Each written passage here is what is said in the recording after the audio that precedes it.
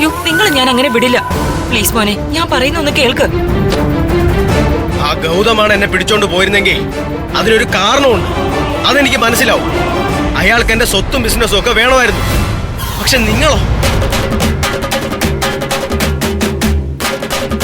നിങ്ങൾ എന്തിനാ എന്നെ ഇങ്ങനെ ശിക്ഷിച്ചത്?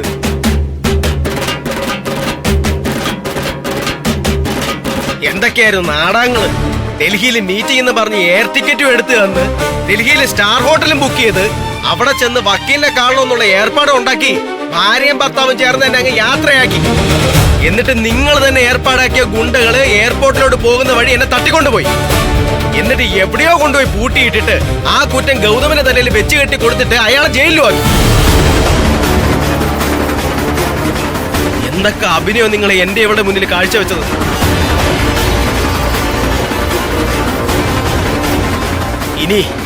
ഇനി എന്നെ ഇവിടെ പറ്റിച്ച് കൂടെ നിർത്താൻ നിങ്ങൾ കരുതണ്ട. നിങ്ങളുടെ കയ്യിൽ നിന്ന് ആഹാരമായിട്ടോ പണമായിട്ടോ വസ്ത്രമായിട്ടോ കേറിക്കിടക്കാൻ ഒരു ഇടമായിട്ടോ എന്തെങ്കിലും കൈപ്പറ്റിട്ടുണ്ടെങ്കിൽ പലിശ സഹിതം ഞാൻ തിരിച്ചു തന്നിരിക്കും.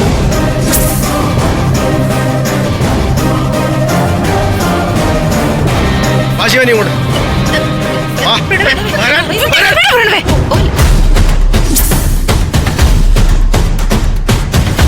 പ്രണവിനെ തട്ടിക്കൊണ്ട് പോയതിന്റെ പിന്നില് CK സിംഗളും ജ്യോതി ആന്റി ആണെന്നുള്ള കാര്യം എനിക്ക് നേരത്തെ അറിയായിരുന്നു.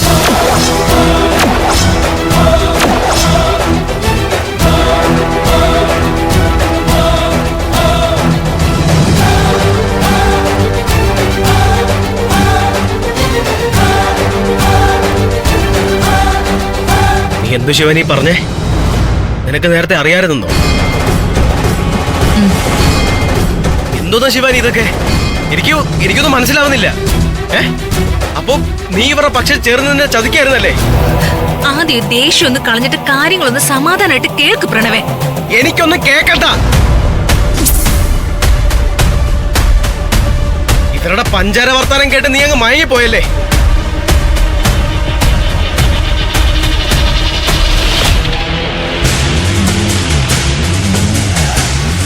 ആയിക്കോ, പക്ഷേ എന്നെ തട്ടിക്കൊണ്ടുപോയത് ഇവരാണെന്ന് ഉറപ്പായ സ്ഥിതിക്ക് ഇനി ഞാൻ ഈ വീട്ടിൽ നിൽക്കില്ല.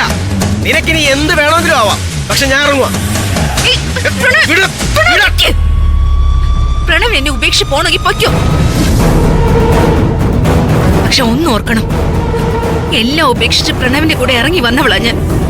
ആ എന്നെ പ്രണവ് ഉപേക്ഷിക്കുന്നത് ഞാൻ പ്രണവിനെ ദ്രോഹം ചെയ്തതെന്ന് വിശ്വസിക്കുന്നതുകൊണ്ടായിരിക്കുമല്ലോ.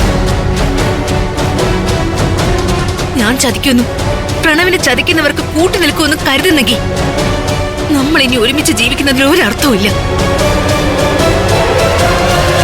പ്രണവ് വിജയിക്കണമെന്നും പ്രണവിന് അന്തസ്സായി ജീവിക്കാനാകണമെന്നും ആ പ്രണവിനെ ഒരു പോറല് പോലും ഏൽക്കരുതെന്നും ഈ താലി എന്റെ മരണം വരെ എന്റെ കഴുത്തിൽ ഉണ്ടാവണമെന്നും ഓരോ നിമിഷം പ്രാർത്ഥിച്ച് ജീവിക്കുന്ന ഞാൻ പ്രണവിനെ ചതിക്കാൻ കൂട്ടുനിന്നു എന്ന് വിശ്വസിക്കുന്നെങ്കിൽ പിന്നെ ഞാൻ ജീവിക്കുന്നതിൽ എന്തർത്ഥമുള്ളത്?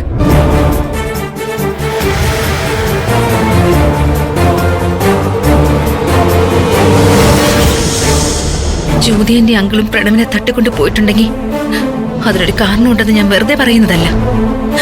അന്ന് അവരങ്ങനെ ചെയ്തതുകൊണ്ട് മാത്രം ഇന്ന് പ്രണവ് ജീവനോടെ ഇരിക്കുന്നത്.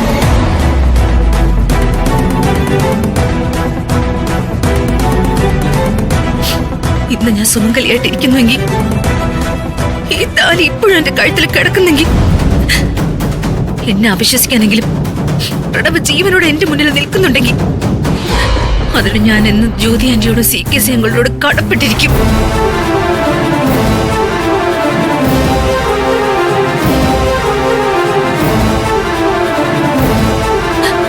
അന്ന് പ്രണവ് ഡൽഹിക്ക് പോയിരുന്നെങ്കിൽ തിരിച്ചു വരുന്നത് ജീവനുള്ള എന്റെ പ്രണവ് ആയിരിക്കില്ലായിരുന്നു.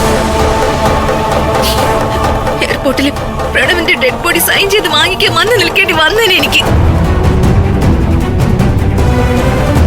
അതേടാ മോനെ, ഡൽഹിയിൽ വെച്ച് നിന്നെ കൊന്നുകളയാനായിരുന്നു ഗൗതമിന്റെ നിധിയുടെയും പ്ലാൻ.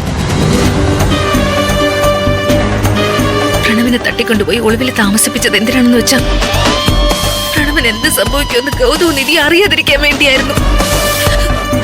അങ്കിൾ ആന്റി എത്രത്തോളം ആലോചിച്ചെടുത്ത തീരുമാനമായിരുന്നു അതെന്നറിയോ? എന്നെ പോലും അറിയിക്കാതെ അവരതെല്ലാം ചെയ്തിട്ട് ഒരു ദിവസം ആ സത്യം അവരെന്നോട് തുറന്നു പറഞ്ഞു.